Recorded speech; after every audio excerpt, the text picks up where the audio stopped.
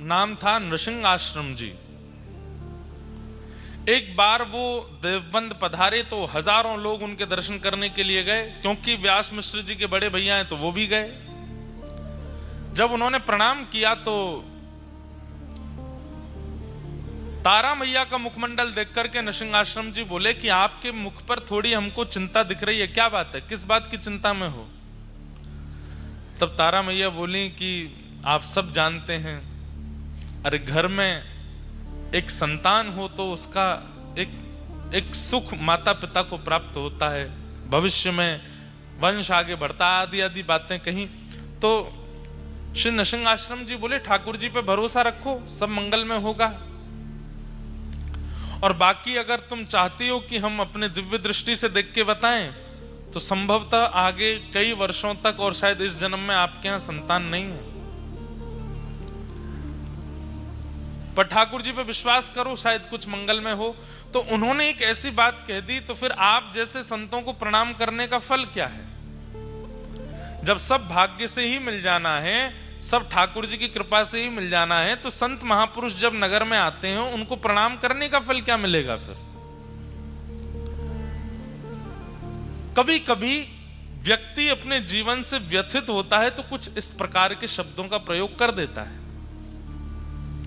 नृसिंह आश्रम जी को थोड़ी ये बात जमी नहीं, और उन्होंने कहा कि अगर मैंने अभी भी कहा कि तुम्हारे भाग्य में होगा या भगवान कृपा करेंगे तो मिलेगा, तो कहीं ना कहीं किसी एक जीव के चित्त में अविश्वास हो जाए। तो संत दर्शन और संत कृपा का फल क्या होता है ये प्रत्यक्ष दिखाना पड़ेगा। और नृसिंह आश्रम जी ने तुरंत ठाकुर जी को प्रणाम किया, बोले भगवान कृपा करो, आपके प्रति इनका विश्वास दृढ़ हो, इसके लिए इनके घर एक संतान जरूर होनी चाहिए। तुरंत उनके ध्यान में भगवान की मधुर वंशी दिखाई देने लगी, वेणु जी का दर्शन होने लगा। वेणु का दर्शन करते ही नृसिंह आश्रम जी समझ गए ठाकुर जी कह रहे हैं भगवान का प्रत्येक श्रृंगार, मुकुट, कुंडल, वस्त्र, पीतांबरी, माला सबने अवतार लिया है ठाकुर जी के रूप का आस्वादन करने के लिए। हमारे रामानु संप्रदाय में एक आचार्य चरण हुए, अभी पिछली कथा में उनका चरित्र सुना रहा था मैं। वो भगवान के, उनका नाम था श्री कुलशेखर जी। कहते हैं उनके चरित्र में आता, कुलशेखर जी कौन थे? बोले भगवान की कौस्तुभ मणि के अवतार। भगवान की एक एक वस्तु अवतार धारण करती है, इसलिए जब भी हमारे ठाकुर जी का श्रृंगार अनवसर किया जाता है तो प्रत्येक श्रृंगार को प्रणाम करके रखते हैं। क्यों? क्योंकि ये सब कोई धागे नहीं है, मोती नहीं है, आभूषण नहीं है, वो रत्न नहीं है, कोई आचार्य चरण ही श्रृंगार बन के ठाकुर जी के कंठ में विराजमान हुए। इसलिए ठाकुर जी के संबंध की हर वस्तु को प्रणाम करके सम्मान के साथ उसको विराजमान, हमारे पुष्टि मार्ग में ठाकुर जी की गादी नहीं बोलते गादी जी, झारी नहीं बोलते झारी जी, मुकुट नहीं बोलते मुकुट जी, वंशी नहीं बोलते वंशी जी। सब में जी शब्द का प्रयोग क्यों करते हैं? वो सम्मान क्यों देते हैं? अरे भाई वो सामान्य नहीं है, निकुंज नायक भगवान के अधर पर विराजमान है, वो वंशी है नहीं, वंशी जी, वेणु जी, वेत्र जी, सब में जी का प्रयोग करते हैं। तो भगवान की वंशी जब उनको दिखी तो वो समझ गए कि ठाकुर जी संकेत कर रहे हैं कि हमारी वंशी अवतार धारण करेगी और इन्हीं के आएंगे। जा करके कह दिया, बोले कि तारा अब तुम चिंता मत करो, तुम्हारे घर एक दिव्य बालक जन्म लेगा, और मैं संकेत रूप से बता दूं भगवान के निज परिकर का ही कोई तुम्हारे यहां जन्म लेगा। और बस प्रतीक्षा प्रारंभ हुई, गर्भ धारण हुआ, और गर्भ धारण करते ही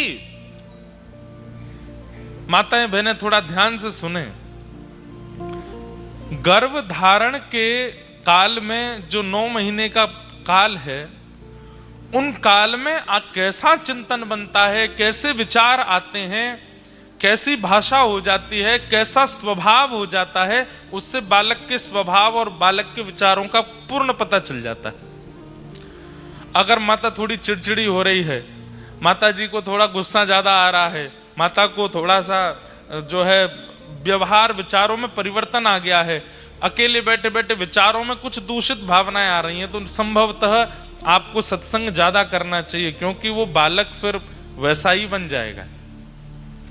तारा मैया के चरित्र में आता है कि जिस दिन से गर्भ में वंशी अवतार धारण करके आई हैं, उस दिन से ही आज तक वृंदावन नहीं गई दर्शन करने, लेकिन जब सोती हैं तो यमुना जी दिखाई देती हैं, जब सोती हैं तो वृंदा तुलसी दिखाई देती हैं, जब सोती हैं तो गिरिराज पर्वत का दर्शन होता है, जब शयन करती हैं तो ठाकुर जी की मधुर वंशी सुनाई देती है, जब सोती हैं तो मधुर चंदन की सुगंधी आती है। अच्छा, लगभग समस्त दिव्य आचार्यों के चरित्र में आपको यह बात मिल जाएगी कि जन्म से पूर्व उनकी मैया की स्थिति ऐसी होंगी। चैतन्य महाप्रभु वो तो भगवान ही, राधा कृष्ण तनु ही एक भय, तो चैतन्य महाप्रभु प्रकट भय। उनकी माता जी के प्रसंग में भी यही आता है। वो जब नदी स्नान करने के लिए जाती थी, तो ध्यान से सुनिएगा, श्रीमद चैतन्य महाप्रभु की मैया जब नदी स्नान करने के लिए जाती मायापुर में नदिया में, तो कम से कम 2 गांव दूर एक महापुरुष नदी में नित्य तुलसी अर्पण करते थे। तो वो नदी बहती थी ऐसे, लेकिन वो तुलसियां जाती थी उल्टी, और जैसे ही वो मैया आकर के नदी में स्नान करती, वो तुलसियां जाकर के जैसी मैया भीतर प्रवेश करती, उनके गर्भ के चारों ओर तुलसी भ्रमण करने लगती। वो देख करके वो आश्चर्यचकित हो जाती, ये पुष्प तुलसी मेरे गर्भ की परिक्रमा क्यों करते हैं? जब किसी दिव्य वैष्णव भक्त या दिव्य बालक का अवतरण होने वाला होता है, उसके प्रसव काल में ही मैया को अनुभव हो जाता है कि वो कैसा है। तारा मैया उठ जाती हैं और व्यास मिश्र जी से कहती हैं, मुझे यमुना जी का दर्शन होता है, मुझे मधुर वृक्षों के दर्शन होते हैं, गिरिराज जी का, मैं तो कभी व्रज गई नहीं, फिर मुझे व्रज का स्मरण क्यों होता है? और स्मरण ही नहीं होता, व्याकुलता होती है, चित्त में विरह होता है कि मुझे कोई लेकर के वृंदावन चले और मैं वृंदावन जाऊं। व्यास मिश्र जी, आप कुछ योजना बनाइए ना, मुझे लेकर के वृंदावन चलिए।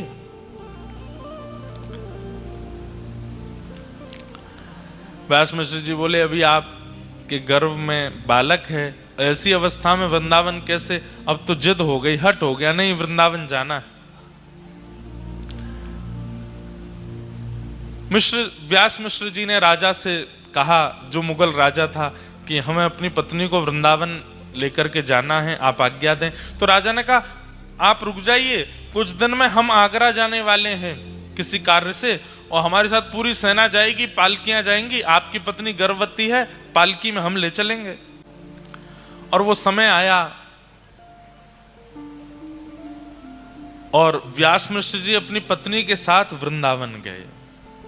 जैसे ही वृंदावन गए, वृंदावन का दर्शन करके आनंदित हो गए मैया। संध्या काल का समय हुआ, वृंदावन से निकलने के लिए जैसे ही उद्भत हुए, आगरा के लिए जा रहे थे, व्रज की सीमा पार नहीं कर पाए। प्रसव पीड़ा हुई मां को, इतनी वेदना हुई, इतनी पीड़ा हुई कि वहीं रुकना पड़ा। अब जो जहां पर हमारे महाप्रभु जी का प्राकट्य हुआ, हितवंश महाप्रभु का बाद गांव, वो व्रज का अंतिम गांव है। उसके बाद फिर आगरा की सीमा लग जाती है संभवतः, और व्रज विश्राम हो जाता है। वहीं पहुंची है मैया, पालकी वहीं रखनी पड़ी। सबने कहा क्या हुआ? तो प्रसव पीड़ा हो रही थी। मैया को लेकर के पास के गांव में गए, उसी को बाद गांव कहते हैं। वहां ले जाकर के ग्रामवासियों ने मैया को घेर लिया और राजा से कहा, आप अपने कार्य से आगरा जाइए, अब हम तो आगे की यात्रा नहीं कर पाएंगे, हमें यहीं रुकना पड़ेगा। ठाकुर जी ने कैसी योजना बनाई कि आचार्य चरण का प्रादुर्भाव ब्रज से बाहर ना हो, व्रज में ही हो जाए।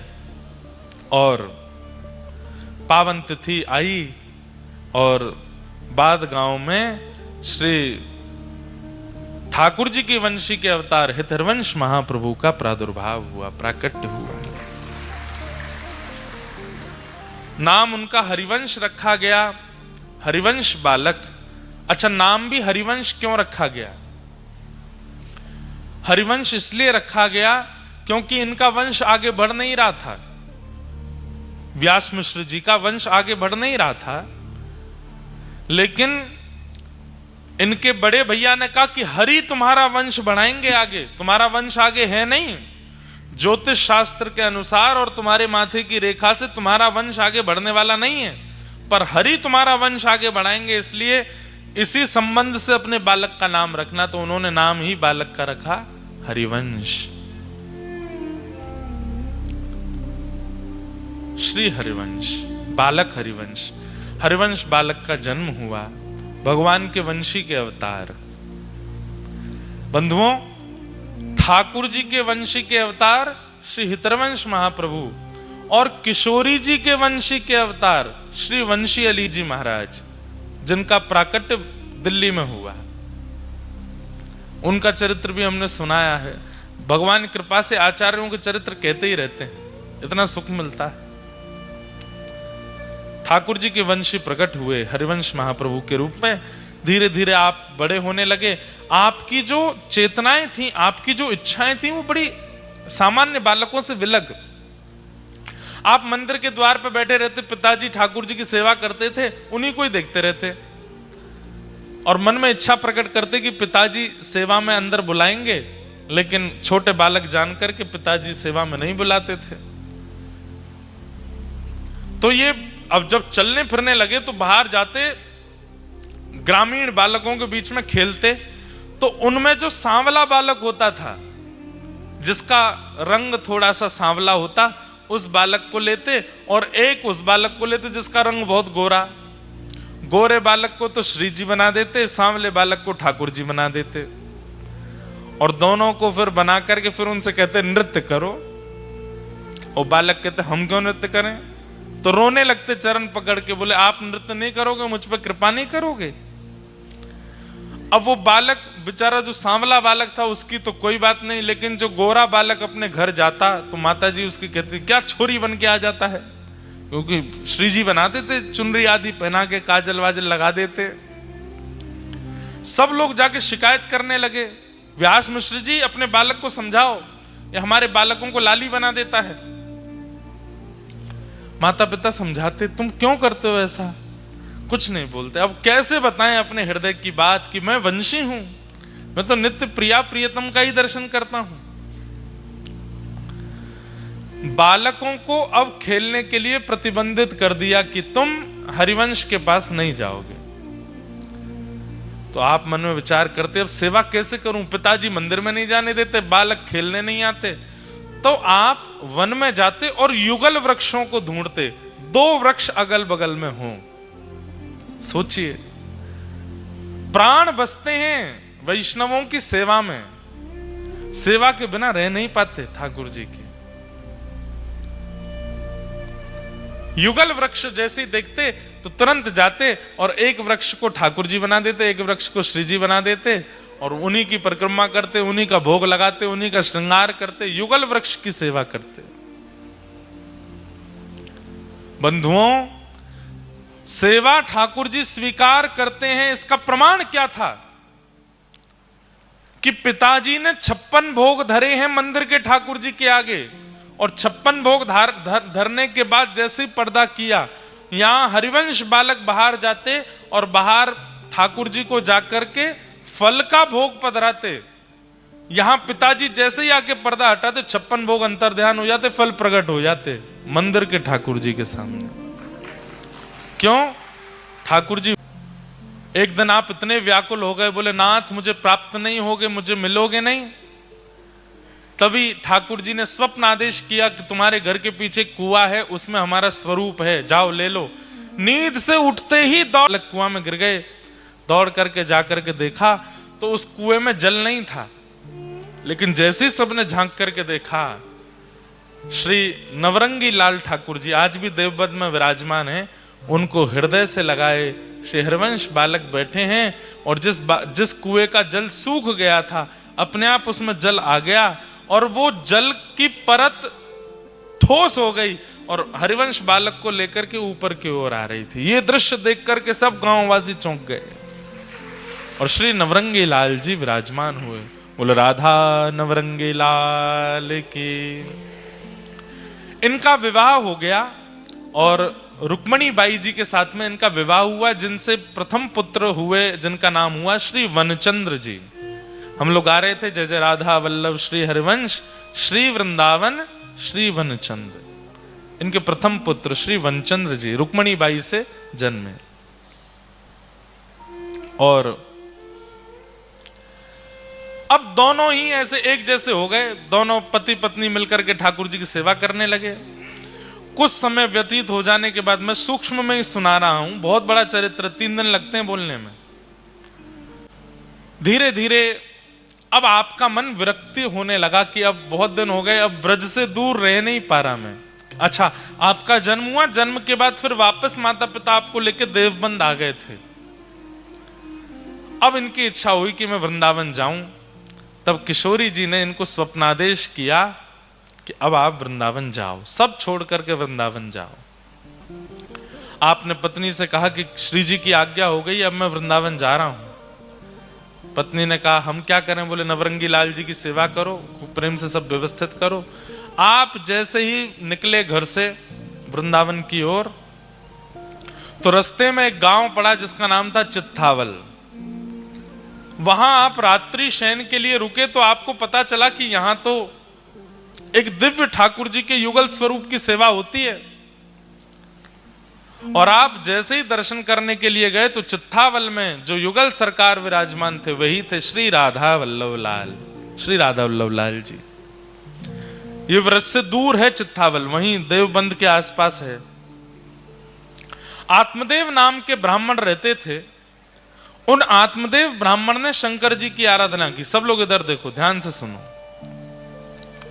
और शंकर जी की इतनी आराधना की कि शंकर जी प्रसन्न होकर प्रकट हो गए और प्रकट होकर के बोले वरदान मांगो, क्या चाहिए? तो आत्मदेव जी बोले आपके हृदय को जो सबसे प्रिय लगता हो वो मुझे दे दो। शंकर जी बोले ये क्या मांग लिया आपने? बोले अब तो वही चाहिए जो आपके हृदय को सबसे प्रिय है। तो महादेव श्वेतद्वीप गए और जिन ठाकुर जी की सेवा स्वयं महादेव अपने हाथ से करते हैं उन श्री राधा वल्लभ लाल जी को ला करके आत्मदेव को प्रदान किया। ये राधा वल्लभ जी कौन है? महादेव के ठाकुर जी हैं। इसलिए हम कभी कभी कहते हैं कि महादेव के मंदिर में जाओ, हमारे सोमनाथ महादेव के पास जाओ और जाकर के पहले खूब कह दो ओम नमः शिवाय, खूब कह दो नमः पार्वती पतये हर हर महादेव, खूब जो शिव जी की आराधना करते हो जिस प्रकार से सब कह लो, अपनी पहले पूरे मन की सारी इच्छाएं कर लो। लौटते समय हमारी कही एक बात मान लो, जब आप मंदिर से दर्शन करके लौटो तो अंतिम बार जब देख रहे हो वापस निकलने से पहले, तब एक बार कह दो बोलो श्री राधा वल्लभ लाल की। महादेव प्रसन्न हो जाते हैं। क्यों? उनकी सेवा के ठाकुर जी हैं राधा वल्लभ जी। कथा आती है कि एक बार नारद जी और गरुड़ जी दोनों को अपने ऊपर अभिमान हो गया कि हमसे बड़ा कोई भक्त नहीं है। तो ठाकुर जी ने आज्ञा की कि चलिए एक काम कीजिए। बोले क्या? श्वेत द्वीप घूम के आओ। 7 द्वीप है ना, हम लोग जिस द्वीप में रहते हैं उसको जम्बू द्वीप कहते हैं, ऐसे एक श्वेत द्वीप है।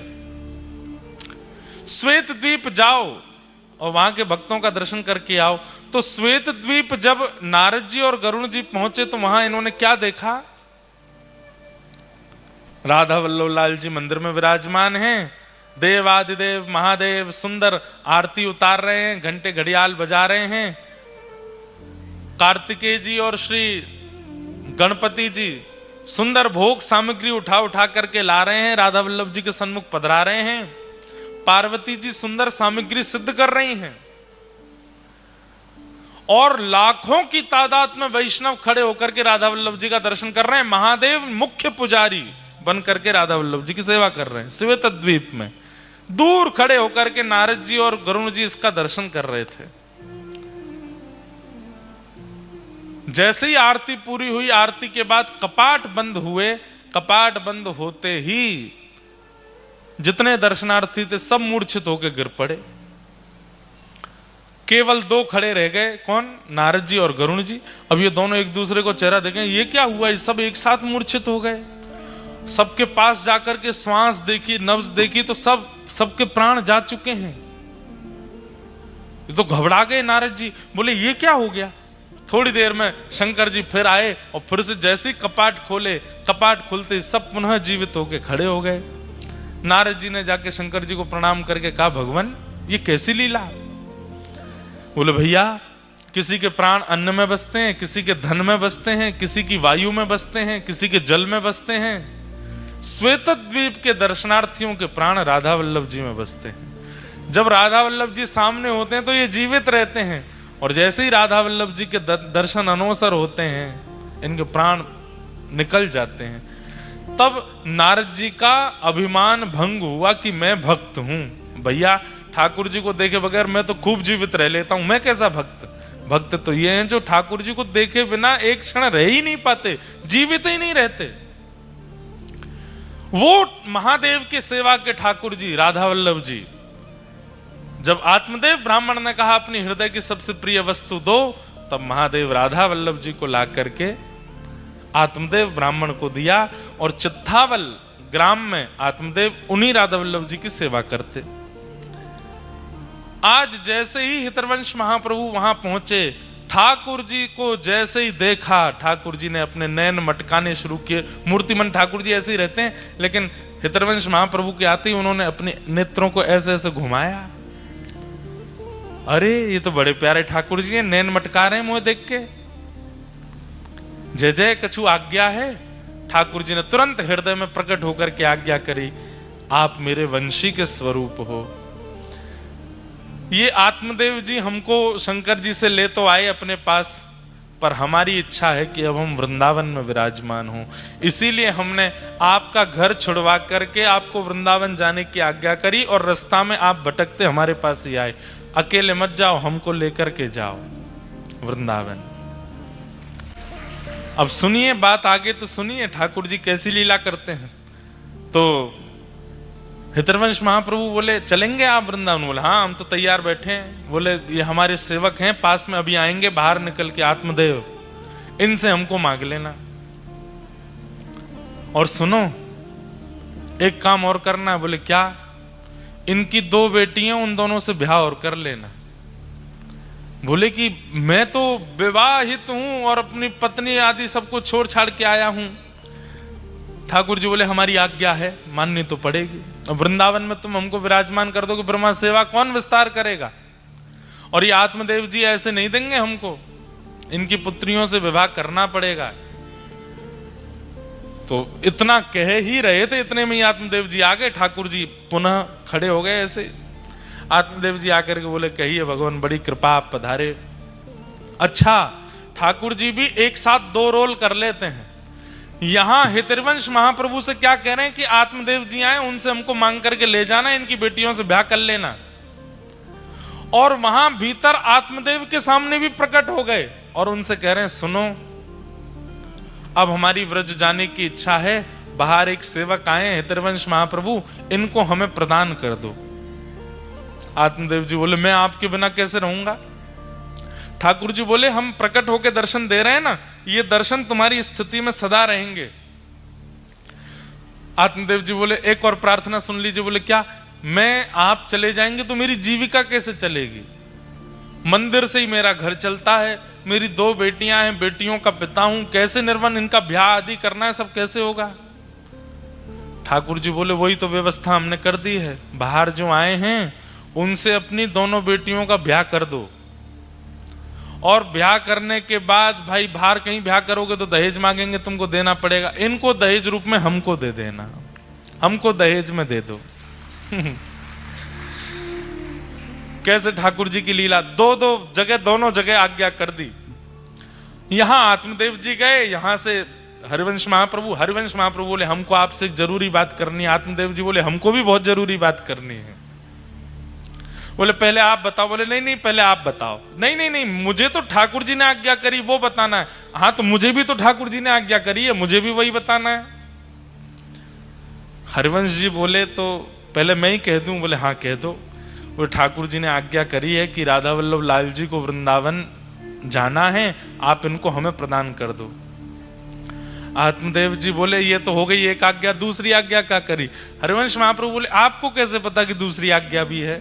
बोले क्योंकि यही डिट्टो आज्ञा हमको भी करी है। तो बोले अच्छा तो दूसरी आज्ञा आप बता दो। बोले दूसरी आज्ञा ये करी है ना कि हमारी बेटियों से ब्याह कर लो। हाँ यही बोले हैं। और बोले फिर ये भी बोले हैं कि दहेज में हमको दे दो। कैसे ठाकुर जी हैं, अद्भुत लीला करते हैं। महाप्रभु जी ने दोनों कन्याओं से विवाह कर लिया। उनके नाम कृष्णदासी और मनोहारी दासी, उन दोनों से विवाह किया और दहेज में मिले श्री राधा वल्लभ लाल जी। आप लोग जब वृंदावन प्रकट जो भजन है वृंदावन प्यारो वृंदावन, उसकी वीडियो देखेंगे, उसमें सूक्ष्म सूक्ष्म आचार्यों के चरित्र दिखाए हैं। उसमें जब आप देखोगे तो आप राधा वल्लभ जी का प्रसंग देखना, आज देखना जाके, कैसे महाप्रभु जी विराजमान होते हैं। अभी जब बधाई पद गावे उस समय अगर कैमरा वाले भैया दिखा देंगे, उसमें जब पद गवे तब वृंदावन प्रकट पद में से वीडियो निकाल के राधा वल्लभ जी के प्राकट्य की, बहुत सुंदर वीडियो है। ठाकुर जी बढ़िया बैलगाड़ी में विराजमान भये, दोनों कृष्णदासी और मनोहारी दासी दोनों पत्नियों को विराजमान करके हितरवंश महाप्रभु राधा वल्लभ जी को लेकर के, और इतना ही नहीं खूब धन धान्य दिया, खूब संपत्ति प्रदान की। लाल जी जा रहे हैं वृंदावन, खूब बढ़िया ठाट से विराजेंगे। श्री हितरवंश महाप्रभु ठाकुर जी को लेकर के पहले वृंदावन पधारे, वृंदावन की सीमा पे ही रुक गए। वृंदावन बंधुओं, उस काल में जब राधा वल्लभ लाल जी विराजे थे, उस काल में भय का केंद्र था। क्या था? दिल्ली से आगरा जाने वाले लोग वृंदावन से सोचते थे दिन ही दिन में निकल लो, शाम नहीं होनी चाहिए। क्यों? बड़े बड़े चोर डकैत आदि आदि सब रहते थे वृंदावन। और एक और बात, आगरा से दिल्ली और दिल्ली से भी आगे तक बड़े बड़े जहाज यमुना जी में चलते थे। खूब विशाल स्वरूप था यमुना जी का। तो खूब बड़े बड़े व्यापारियों का व्यापार जहाज के द्वारा, आपके गुजरात में है ना मुंद्रा पोर्ट है और भी हैं। उस समय पर वृंदावन भी एक पोर्ट था, बहुत बड़ी यमुना जी थी, तो जहाज जाते थे बड़े बड़े। और वृंदावन में जो जहाज तनिक रुक जाता था उसको लूट लिया जाता था। ऐसी स्थिति थी वृंदावन की जब राधा वल्लभ जी पधारे। उस काल में श्री हितरवंश महाप्रभु पधारे और आपने आकर के मन में विचार किया कि अब ठाकुर जी को कहां विराजमान करें। तब आप पूरे वृंदावन में घूमे और सब जगह ढूंढते ढूंढते ढूंढते तभी पहुंचे ऊंची ठौर, एक ऊंचा सा टीला था। और यहां के जो वृक्ष वल्लरियां थी वो सामान्य नहीं थी। कैसी थी? वो स्थिर नहीं रहती। जैसे वृक्ष क्या स्थिर रहता है, आपको हटाना पड़ता है, लेकिन जैसे ही आप आगे चलो वृक्ष अपने आप हट रहे हैं, अपने आप रास्ता दे रहे हैं, अपने आप छाया बना रहे हैं। ऐसे मूवेबल वृक्ष थे ऊंची ठौर के। जब हितरवंश महाप्रभु ने उन वृक्षों के कुंजों को देखा, बोले ये बढ़िया जगह, उसी का नाम रखा मदन टेर। और श्री राधा वल्लभ लाल जी को लेकर के श्री हितरवंश महाप्रभु जी ने आज ही के दिन वहां विराजमान किया। बोलो राधा वल्लभ लाल की। एफ ले लो। और जब प्रथम बार श्री हितरवंश महाप्रभु का चरित्र कहा था, तब ठाकुर जी श्री राधा वल्लभ लाल जी के विराजमान के लिए ये एक बधाई प्रकट करके गाई थी। वही बधाई आज गा देते हैं। आप सब लोग भी खूब भाव से राधा वल्लभ लाल जी को प्रणाम करना। हो आयो राधा वल्लभ लाल, आयो राधा वल्लभ लाल, आयो राधा वल्लभ लाल, आयो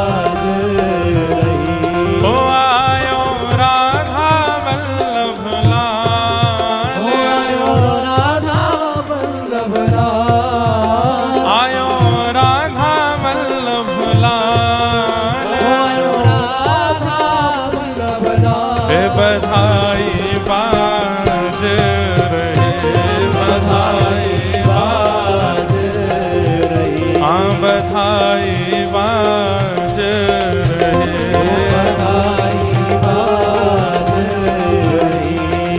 ओ श्री जी ने इन वचन सुनायो, श्री जी ने वचन सुनायो, श्री जी ने इन वचन सुनायो, श्री जी ने वचन सुनायो। हे श्री हरिवंश जी लेकर आयो, श्री हरिवंश जी लेकर आयो, हे श्री हरिवंश जी लेकर आयो, श्री हरिवंश जी लेकर आयो। छवि आनंद रूप रसाल, छवि आनंद रूप रसाल, छवि आनंद रूप रसाल, छवि आनंद रूप रसाल।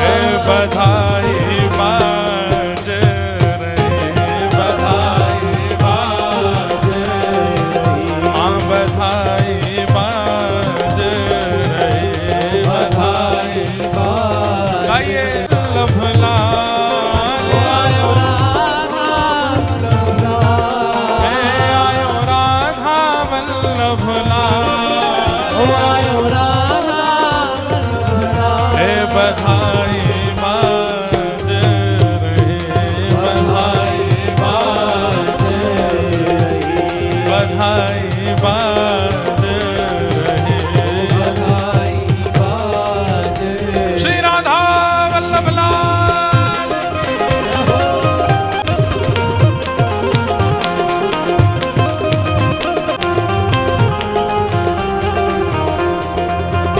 हे श्री हरिवंश जी नाचे गावे, श्री हरिवंश जी नाचे गावे, श्री हरिवंश जी नाचे गावे, श्री हरिवंश जी नाचे गावे।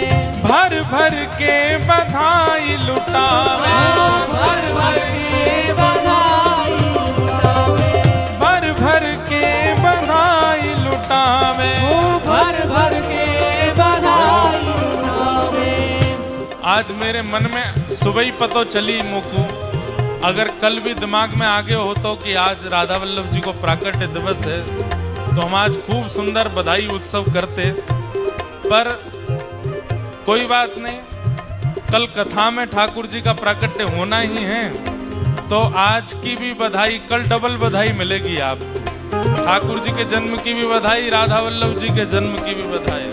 हे भर भर के बधाई लुटावे, भर भर के बधाई लुटावे, हे भर भर के बधाई लुटावे, भर भर के बधाई लुटावे। हो मेरे प्राणन के प्रतिपाल, मेरे प्राणन के प्रतिपाल, मेरे प्राणन के प्रतिपाल, मेरे प्राणन के प्रतिपाल।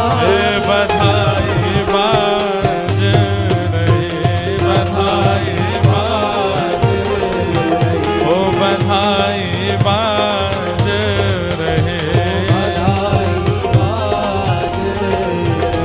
ओ आयो राधा वल्लभ लाल, ओ आयो राधा वल्लभ लाल, हे आयो राधा वल्लभ लाल, ओ आयो राधा वल्लभ लाल। बधाई बाज रहे, बधाई बाज रहे, ओ बधाई बाज रहे, बधाई बाज। बधाई हो।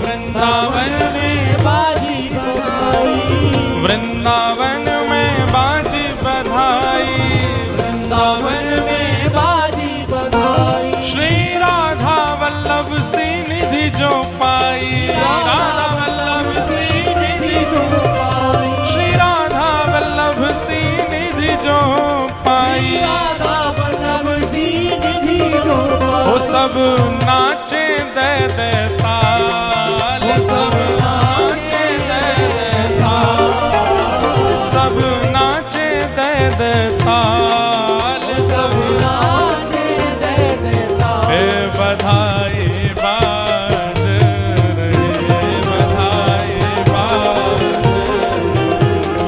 बधाई बाज रहे।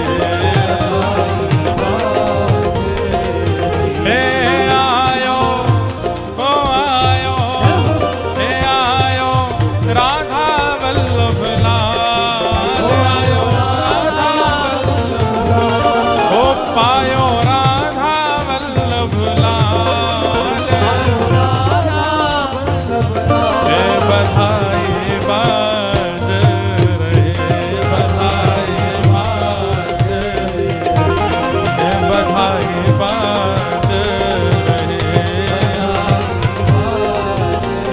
और 7 बेर भोग 5 बेर आरती, 7 बेर भोग 5 बेर आरती, 7 बेर भोग 5 बेर आरती, 7 बेर भोग 5 बेर आरती। हित सजनी ऐसी सेवा समारती, हित सजनी ऐसी सेवा समारती, हित सजनी ऐसी सेवा समारती, हित सजनी ऐसी सेवा समारती। हो ये तो लाड प्यार प्रतिपाल, ये तो लाड प्यार प्रतिपाल, हो ये तो लाड प्यार प्रतिकाल, लाड प्यार प्रतिपाल। हाँ बधाई बाज रहे, बधाई बाज रहे। ओ आयो, हे आयो, ओ आयो राधा वल्लभ लाल, आयो राधा वल्लभ लाल, हे पायो राधा वल्लभ लाल, आयो राधा वल्लभ लाल। हे बधाई बाज रहे, बधाई बाज, बधाई बाज रहे। और अब लाल जी, राधा वल्लभ लाल जी जब विराजमान हुए वृंदावन में, तो ब्रजवासी सब गए बधाई मांगवे के काजे। और सब ब्रजवासी श्री हितरवंश महाप्रभु से क्या बधाई मांग रहे हैं, ध्यान से सुनो। हाँ सब सखी मिल बलिहारी जाऊं, सब सखी मिल बलिहारी जाऊं, सब सखी मिल बलिहारी जाऊं, सब सखी मिल बलिहारी जाऊं। हे चरण कमल की सेवा पाऊं, चरण कमल की सेवा पाऊं, हाँ चरण कमल की सेवा पाऊं, चरण कमल की सेवा पाऊं। सब ब्रजवासी हितरवंश महाप्रभु से कह रहे हैं क्या, ओ हमें रखियो सेवादार, हमें रखियो सेवादार, हमें रखियो सेवादार, हमें रखियो सेवादार। हे बधाई बाज रहे, बधाई बाज रहे, हाँ बधाई बाज रहे, बधाई बाज। आओ आयो, ओ आयो, ओ आयो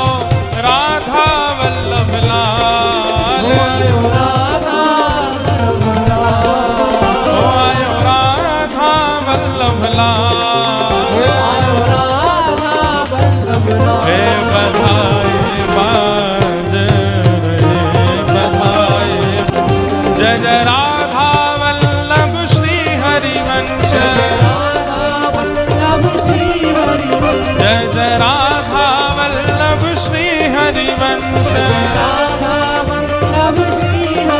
ओ जय जय राधा वल्लभ लाल जय जय आयो राधा वल्लभ लाल आयो बधाई बाज बधाई बाज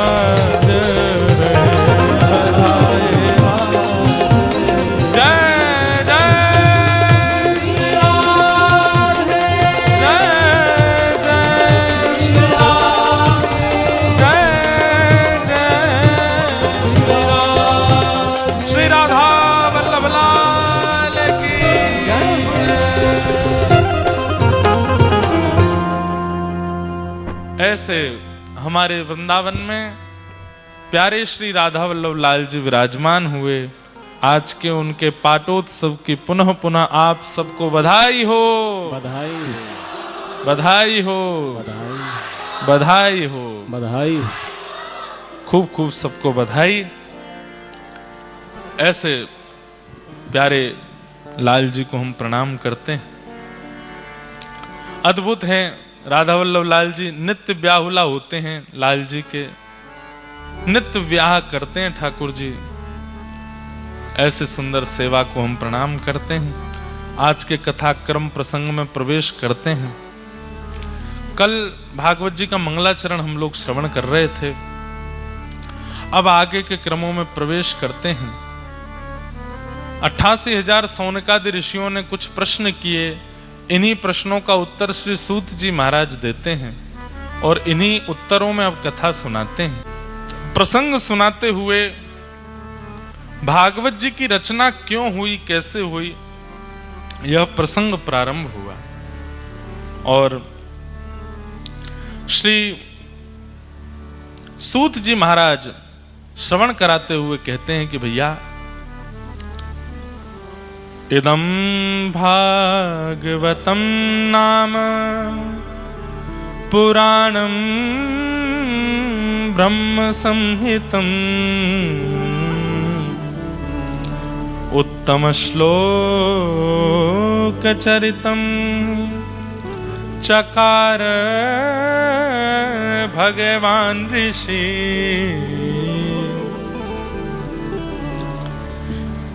किसी भी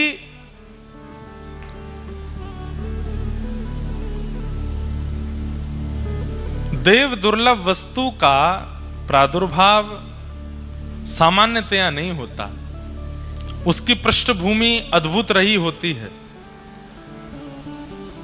वेदव्यास जी महाराज अब तक 18 उपपुराण और 17 महापुराण लिख चुके हैं, वेदों की रचना कर चुके हैं, महाभारत के निर्माण कर चुके हैं, मीमांसाओं का प्रादुर्भाव कर चुके हैं। पर इतना सब कुछ किस लिए लिख रहे हैं? मानवों के कल्याण के लिए। पर इतना सब कुछ लिखने के बाद भी चित्त को शांति नहीं मिली। क्यों नहीं मिली शांति? जब मानव कल्याण में इतना कुछ कर चुके हैं तो थोड़ा तो संतोष चित्त में होना चाहिए कि मैंने कुछ भला किया। लेकिन व्यास जी के चित्त को एक बात सदा परेशान करती रहती है कि मैंने जितनी रचनाएं कर ली, इनसे संभवतः मानव कल्याण नहीं हो पाएगा, उतना नहीं हो पाएगा जितना मैं सोच के बैठा हूं। रचनाकार को पता होता है कि मेरी रचना में कितनी सामर्थ्य है और कितनी योग्यता है। अगर किसी ने कुछ बनाया और आप उसकी झूठी प्रशंसा करने लगते हैं तो उसको पता चल जाता है कि इतने बढ़िया हैं नहीं, जबरदस्ती बोल रहे हैं। क्योंकि निर्माणकर्ता को पता होता है कि जो वस्तु बनी है वो उसकी इच्छा, योजना और परिकल्पना पर खरी उतरती है कि नहीं। वेदव्यास जी महाराज को अपनी रचनाओं से ठीक है आनंद था, प्रसन्नता है, पर जो चित्त में संतुष्टि होनी चाहिए थी वैसा संतोष अभी प्रादुर्भाव नहीं हुआ। तब वहां श्री नारद जी का आगमन हुआ और नारद जी महाराज ने आकर के व्यास जी से कहा, आपके मुख पर बड़ी चिंता है, यहाँ जो लोग हैं उनसे ने बोल दो कि बोले नहीं। नारद जी महाराज ने व्यास जी से कहा कि व्यास जी, आपके मुख पर इतनी चिंता का दर्शन क्यों? एक बात आप सब लोग बहुत ध्यान से सुनो। मैं हमेशा इस प्रसंग में एक बात कहता हूं कि व्यक्ति किसी भी योजना में लगा है और अगर उसे संतुष्टि नहीं होती है तो उसे क्या करना चाहिए, इस प्रसंग में जरूर सुनिए। आप करोड़ों रुपया कमाते हैं, आप खूब मेहनत करते हैं, दिन से रात तक लगे रहते हैं, लेकिन सब कुछ प्राप्त हो जाने के बाद भी घर है, बंगला है, बच्चे हैं, गाड़ी है, सब कुछ है, पर संतुष्टि नहीं है चित्त में। जरूरी नहीं है धनवान व्यक्ति को ही हम ये बात कह रहे हैं। दूसरे ज्ञानवान व्यक्ति खूब पढ़ लिख लिए, सब कुछ नॉलेज, सारी नॉलेज चित्त में आ गई है, लेकिन फिर भी चित्त में संतोष नहीं है। महाराज जी गौ सेवा करते हैं, गौ सेवा में संतुष्टि नहीं हो पा रही। संतुष्टि के लिए क्या किया जाए? यहां पर नारद जी महाराज व्यास जी को समझा रहे हैं कि ऐसा क्या करें जिससे हमारे कार्य से हमको संतुष्टि का भाव हो। अच्छा, कई कार्य ऐसे हैं उनमें कभी संतुष्ट होना नहीं चाहिए, जैसे कि ठाकुर जी की भक्ति, उससे कभी संतुष्ट मत हो। भक्ति से कभी संतुष्ट नहीं होना चाहिए। जो व्यक्ति भक्ति से संतुष्ट हो गया, समझ लो उसने अपना जीवन व्यर्थ कर दिया। उसी दिन जिस दिन उसको संतुष्ट हुआ, 7वें दिन कथा सुनने के बाद आपने अगर ये विचार कर लिया, वाह बढ़िया हो गया, अब हमने कथा सुन ली, तो समझ जाओ कि उसी दिन से आप अपना नाश करना प्रारंभ कर दोगे। संतुष्ट कथा से नहीं होना। कथा 7वें दिन तो यूं हो कि भगवान अब दोबारा कब मिलेगी सुनने को, अभी तो मन भरा ही नहीं, अभी तो कुछ प्राप्त हुआ ही नहीं, ऐसी इच्छा। सेवा, ठाकुर जी के कितना भी सुंदर श्रृंगार करो, कितना भी बढ़िया उत्सव करो, कितने भी बड़े उत्सव कर लो, लेकिन सब आपसे प्रशंसा करके जाएं, बहुत बढ़िया उत्सव किया, बहुत बढ़िया अनुष्ठान किया, लेकिन आपके चित्त को असंतुष्टि ही होना चाहिए। अभी कुछ हुआ नहीं, अभी और करना है, मुझे अभी और करना है। पर सांसारिक क्रियाओं से संतुष्टि होनी आवश्यक है। भोजन से संतुष्ट होना चाहिए, धन से संतुष्ट होना चाहिए, परिवार से संतुष्ट होना चाहिए, पत्नी, पति, बच्चे, खानदान और ये सब व्यवहार, इनसे संतुष्ट होना चाहिए। अगर इसमें असंतुष्ट हैं तो आप महासंसारी बनते चले जाओगे। इसमें संतुष्ट होना आवश्यक है। वेदव्यास जी महाराज मानव कल्याण के लिए निकले हैं, इसलिए उनकी संतुष्टि आवश्यक है, क्योंकि किसी के कल्याण के लिए कुछ करना चाहते हैं और कल्याण करने वाला स्वयं संतुष्ट नहीं है, तो जिसका वो कल्याण करना चाहता वो कैसे संतुष्ट होगा? व्यास जी महाराज ने मन में विचार किया, क्या करें? तब नारद जी आए और नारद जी महाराज ने उनसे एक बात कही। क्या? कि भवतानुदित प्रायम यशो भगवतो मलम ये नैवासौ न तुष्येत मन्ये तद्दर्शनं खिलम् न यद्वचश्चित्रपदं हरेर्यशो जगत्पवित्रं प्रणीत करहिचित् तद्वायुषं तीर्थमुशन्ति मानसा न यत्र हंसा निर्मुक्त शिक्षया। सत्संग कितना जरूरी है जीवन में बंधुओं।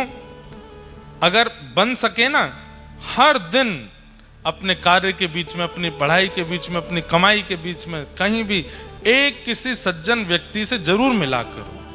और नहीं मिल सकते, नहीं इतनी व्यवस्था ऊंझा में नहीं आ रहे जा रहे, कोई सज्जन व्यक्ति नहीं मिलते, सत्संग नहीं हो पाता, फोन है सबके पास, उस पर कोई कथा सुन लो, 15-20 मिनट कुछ भी सुन लो। और एक बात आपको बताएं, मन में प्रश्न धारण करो, मुझे इसका समाधान चाहिए, और ये समाधान मुझे मिले, इस भाव से मैं कोई सत्संग श्रवण करने के लिए YouTube खोलो और विशेष आचार्य चरण जो जिनकी कथाएं, जिनके सत्संग प्रवचन अद्भुत होते हैं, खोलो और कोई भी रैंडमली स्क्रॉल करके एक खोल करके 20 मिनट सुनिएगा, आपके संशय का समाधान निश्चित मिल जाएगा। रैंडमली कहीं भी खोल लीजिए। सत्संग की ऐसी, इतना वर्सेटाइल होता है सत्संग कि आपके मन में जिज्ञासा जो होगी उसका प्रत्युत्तर कहीं ना कहीं आचार्य चरण दे ही देंगे। मन में कोई व्याकुलता है, मन में कोई व्यथा है, मन में कोई असमंजस है, आप सत्संग का आश्रय लो, आपको समाधान मिलेगा, निश्चित मिलेगा। अरे हम तो सामान्य जीव हैं, देवताओं को समाधान मिल जाता है, ऋषियों को समाधान मिल जाता है, गंधर्वों को समाधान मिल जाता है, हमें नहीं मिलेगा। वेद व्यास जी महाराज से नारद जी कहते हैं, व्यास जी आपने जितनी भी रचनाएं की हैं, रचनाओं की संख्या तो बहुत है, क्वांटिटी तो बहुत है, क्वालिटी नहीं है। ऐसा नहीं है कि क्वालिटी नहीं है, पर क्वालिटी में भी, आज हम आपकी फैक्ट्री में घूम रहे थे, वहां पर भी कितने बढ़िया चीज क्वालिटी के बारे में लिखी थी। आपको पता है हम लोग जो खाते हैं, बाजार से जो वस्तु मिलती है उसकी भी क्वालिटीज अलग अलग होती हैं। विदेश की क्वालिटी अलग होती है, स्वदेश की क्वालिटी अलग होती है, परदेश की अब चाय जो होती है, चाय पीते हैं कई लोग, तो चाय के बगान में एक बार गया तो नहीं हूं मैं, एक व्यक्ति से मिला था, वो बता रहे थे, महाराज जी आपके इतने नंबर की चाय हम लेके आए। मैंने कि इतने नंबर? वो बोले नंबर होते हैं चायों में, तो प्रथम श्रेणी का जो सबसे बढ़िया वाली होती है वो विदेश जाती है।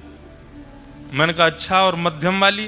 बोले मध्यम वाली जो होती है वो अपने प्रयोग में रहती है, हमारे घर वालों के, रिश्तेदारों के प्रयोग में। और मैंने कि सबसे थर्ड नंबर वाली? बोले वो सब जगह दुकानों पे जाती है। मैंने वाह भाई, सब जगह क्वालिटीज होती हैं। बोले आपने जो ग्रंथ लिखे हैं ये भी प्रथम, द्वितीय, तृतीय 3 श्रेणियां हैं। आपने जो ग्रंथ लिखे हैं, जितना भी रचना आपने की है, वो अभी प्रथम श्रेणी की नहीं की है। बोले मतलब द्वितीय श्रेणी के लोग, सामान्य श्रेणी के लोगों का उद्धार इससे हो जाएगा, पर प्रथम श्रेणी के लोगों का नहीं हो पाएगा। क्यों? कारण क्या है? सावधानी से सुनिएगा। बोले चतुर्विध पुरुषार्थ हैं, धर्म, अर्थ और काम, मोक्ष। आपने चारों का समन्वय किया है सब जगह। धर्म कैसे हो ये बताया है, अर्थ कैसे हो ये बताया है, कामनाएं पूर्ति कैसे हो ये बताई है, मोक्ष कैसे मिले ये बताया है, परंतु पंचम पुरुषार्थ प्रेम के बारे में आपने कुछ नहीं लिखा, इसलिए आपका मन अशांत है। बहुत ध्यान से सुनो। हम लोग सब 4 कार्यों में ही रहते हैं, धर्म, अर्थ, काम और मोक्ष। सुबह उठने से रात्रि सोने तक, रात्रि सोने से सुबह उठने तक भी हम लोग केवल 4 क्रियाओं में ही रहते हैं, धर्म, अर्थ, काम, मोक्ष। स्नान करना धर्म है, वस्त्र पहनना धर्म है, तिलक लगाना धर्म है, व्यापार पे जाना धर्म है, सब धर्म। अब ये धर्म करते हैं, इसके बीच में हमारी कामनाएं हो जाती हैं। क्या कामना हो गई? फेफड़ा खाना है, क्या फाफड़ा खाना है,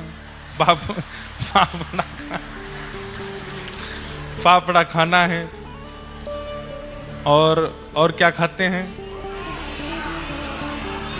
खांड भी खानी है। एक वो आपके ऊंझा में क्या प्रसिद्ध मिलता है? छैना जी का, नहीं एक मिनट रुको, छैना जी का क्या? गोटा। भाई देखो, हमारे गुजराती भाई बहन आप सब लोग बहुत अच्छे हो। उत्तर भारत में अगर किसी को हंसी नहीं आ रही हो तो गुजराती व्यंजनों के नाम बोलने लग जाओ, वो अपने आप हंस जाएगा। छेना जी का गोटा। अब ऐसा लगता है कि कोई गोटी है उसको तल देते होंगे, गोटा बन जाता होगा। छेना जी का गोटा।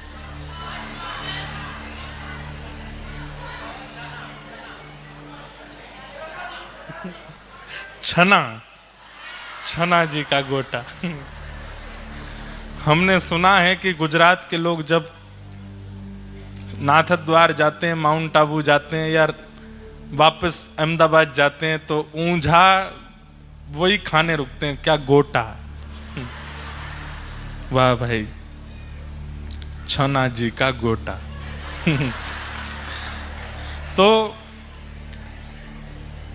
बढ़िया है, हमें भी थोड़ा स्वाद तो कराना कैसा है। तो सुनिए, जहां बात चल रही है वहां आ जाओ। अभी तक तो पता था फाफड़ा, ढोकला, खांडवी, खमन होता है, और है वो, अरे सब पता है। अब तो गोटा आ गया नया, बढ़िया है। थेपला, वाह, मन हो रहा है कि कथा विश्राम करके प्रसाद ही पालें। बढ़िया आज। तो धर्म हम सब करते हैं, अपने कार्यों के लिए जाते हैं। कोई बिजनेस करता है, कोई जॉब करता है, कोई मंदिर में बैठते हैं, पुजारी जी बनते हैं, कोई हस्तरेखा देखता है, एस्ट्रोलॉजर हैं, कोई प्लेन उड़ाता है, कोई रेल चलाता है, कोई गाड़ी चलाता है। सब धर्म कर रहे हैं। हमारा जीवन का प्रथम मूल्य आप देखेंगे, इन चारों से बाहर जाते ही नहीं हम। सबसे पहला धर्म, इसके बीच में अर्थ। धर्म से हमें पैसा कमाना है, फ्री फोकट में तो कोई कुछ नहीं करता। अपना घर चलाना है, घर बनाना, गाड़ी खरीदना, सब धर्म अर्थ। धर्म करते हैं अर्थ की प्राप्ति के लिए। इसी बीच में आ जाता है काम। कामना हो जाती है। क्या कामना हो जाती है? ये खाना है, ये पीना है, ये पहनना है, ये ऐसे करना है, मतलब ये कामनाओं की पूर्ति करने लगते हैं।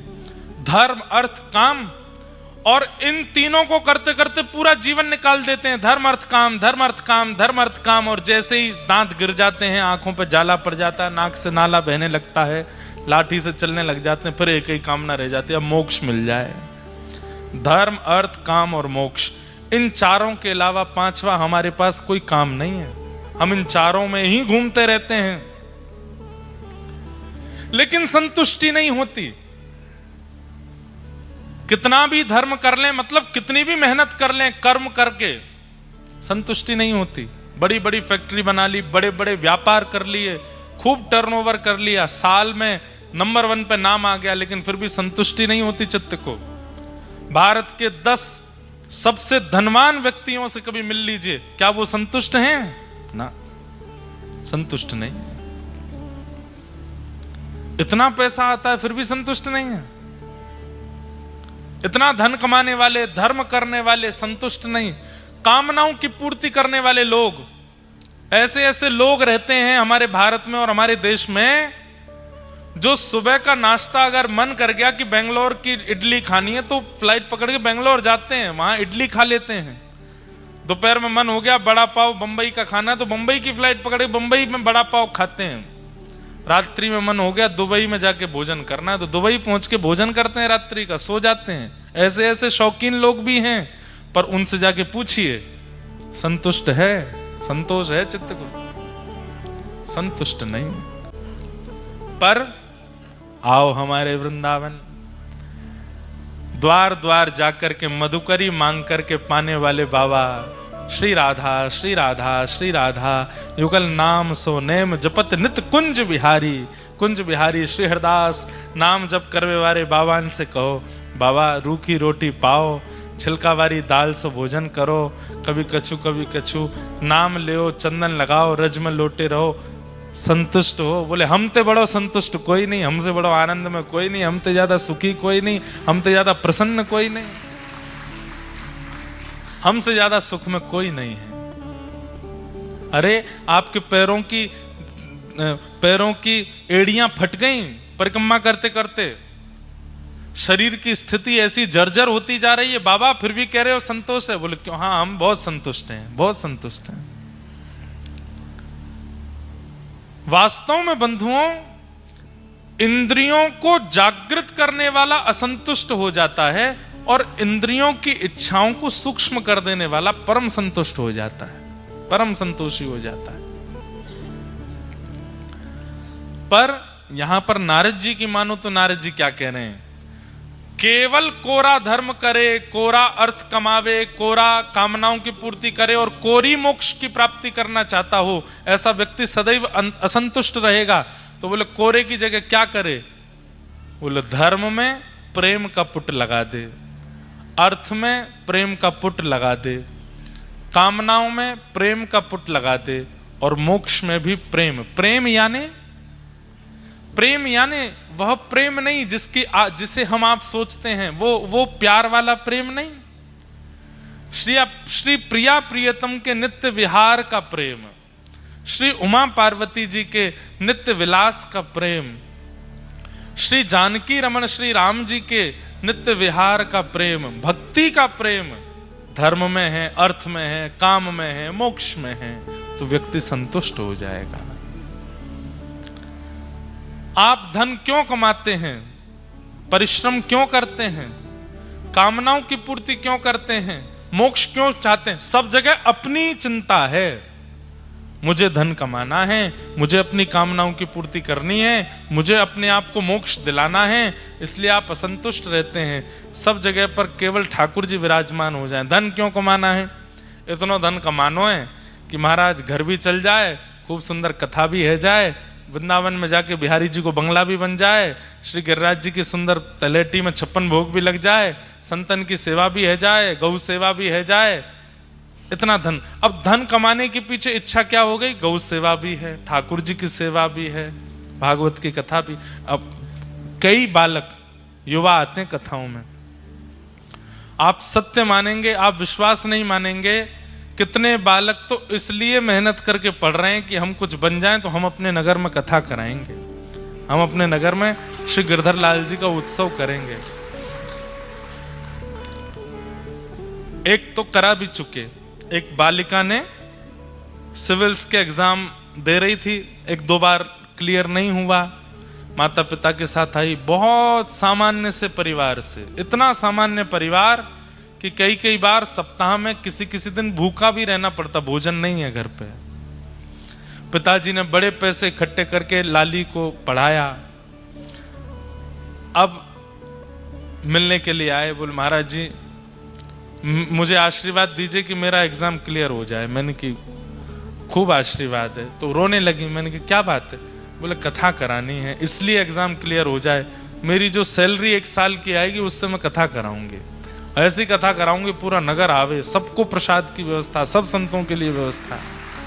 मैंने की अब तो तुम ये बात लाल जी सो, गौ माता सो, संत जनों से निवेदन करके बोल दो, वृंदावन को प्रणाम करते हुए व्रज से ये बात पक्की कह करके जाओ कि आप हमारे एग्जाम क्लियर करा दो, हम वृंदावन की खूब सेवा करेंगे, खूब संतों की सेवा करेंगे, खूब बढ़िया कथा कराएंगे। पास भी हो गई अच्छे नंबरों से, साल भर की जितनी कमाई हुई, खूब ऊंचे पदवी पर।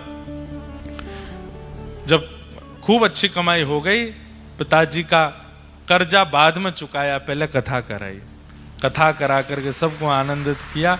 अब पिताजी का जो कर्जा था, जो स्टडी लोन लिया, वो सब चुकाया।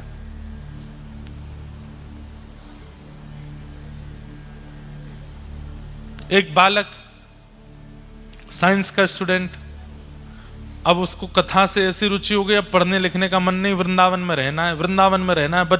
माता पिता से लड़े रोज, मुझे वृंदावन जाना है। माता पिता ने हमसे मिलाया, बोले महाराज जी कुछ कहो आप इसको। हमने कहा वृंदावन रहना है। पहले क्या सोच रहे थे? बोले कथा सुनने से पहले मन था डॉक्टर बनने। मैंने कहा अब जाओ डॉक्टर बनो। और पिताजी से कहा कुछ पैसा लेकर के इकट्ठा करके वृंदावन में एक प्लॉट ले लो, इनके लिए एक फ्लैट बनवा दो और आगे क्लिनिक बनवा दो, वृंदावन में ही डॉक्टर बन जाना। हो गया ब्रजवास भी, डॉक्टर भी बन जाओगे। और मैंने कहा सबसे तो खूब मोटी फीस लेना, देखने की, चिकित्सा करने की, लेकिन कोई ब्रजवासी आ जाए, कोई संत आ जाए, कोई महापुरुष आ जाए, उनसे 1 रुपया मत लेना, उनकी फ्री में सेवा भी करो, डॉक्टर भी बन जाओ। अब वो बालक डॉक्टर बन गए, वृंदावन में रहते हैं, खूब प्रेम से सेवा करते हैं ठाकुर जी के। मतलब आपके धर्म, अर्थ, काम और मोक्ष चारों में अगर प्रेम विराजमान है, सेवा विराजमान है, ठाकुर जी की भक्ति विराजमान है, तो आपसे बड़ा संतुष्ट कोई नहीं है। लेकिन आप केवल अपना विचार करते हैं, अपनों का विचार करते हैं और धर्म, अर्थ, काम, मोक्ष के पथ पर चले हैं, आपसे बड़ा असंतुष्ट कोई नहीं होगा। आप सदैव असंतुष्ट ही रहोगे। कितना करते हैं फिर भी मन नहीं भरता, कितना कमा लेते हैं फिर भी मन नहीं भरता।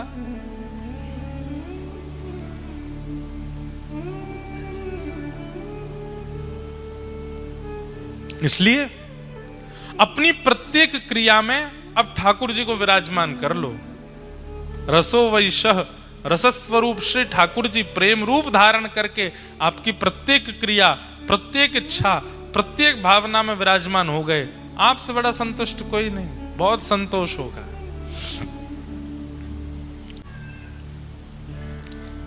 नारद जी महाराज व्यास जी को समझा रहे हैं, व्यास जी धर्म, अर्थ, काम, मोक्ष चारों की व्याख्या आपने सारे पुराणों में की है, पर कहीं भी प्रेम का पुट नहीं लगाया, इसलिए आप असंतुष्ट हो।